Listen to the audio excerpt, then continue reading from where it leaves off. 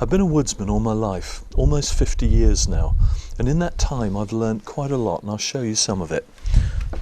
Now, the first thing is what tool you're going to use, and this is pretty much the standard. This is a big old axe, 5.5 pounds.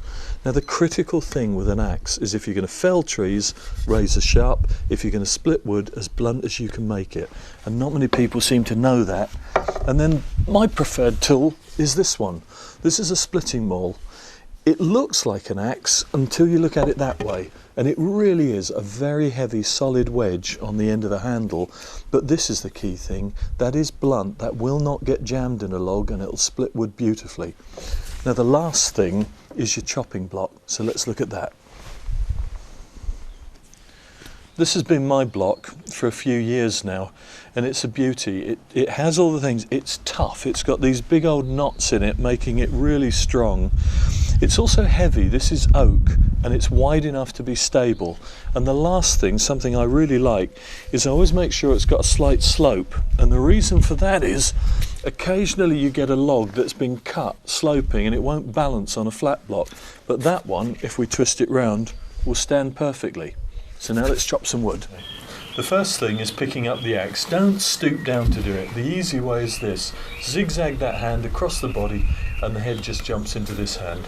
So that's it. It's real easy. Across, back, and the head jumps up here. You don't stoop, and there's no effort in that. Okay, the first thing when chopping wood is your stance.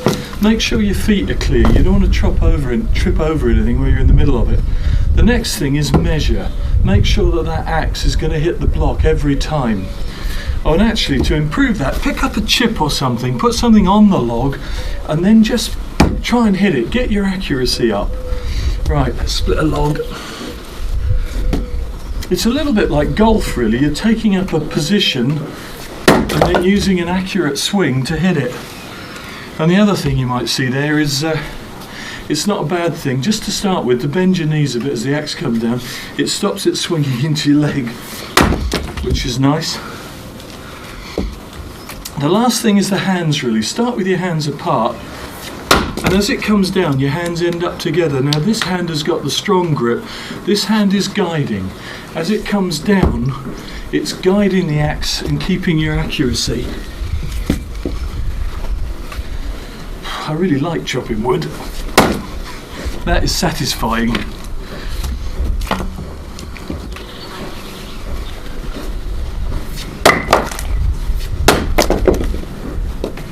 So keep me warm.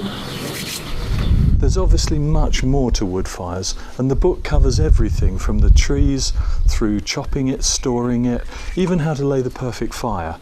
And if you're going to have a life with wood fires, I hope you enjoy my book.